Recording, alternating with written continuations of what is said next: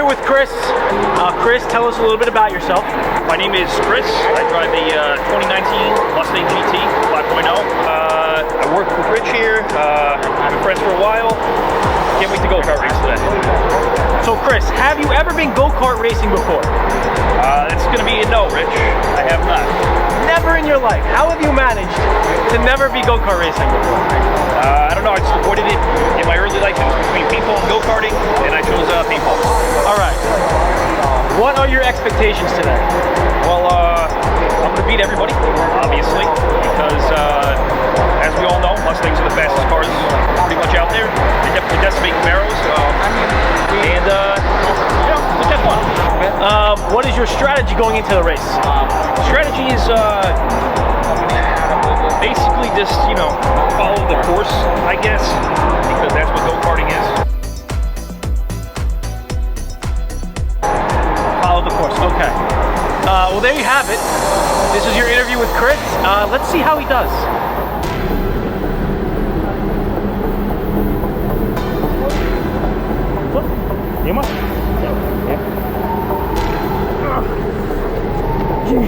Easy.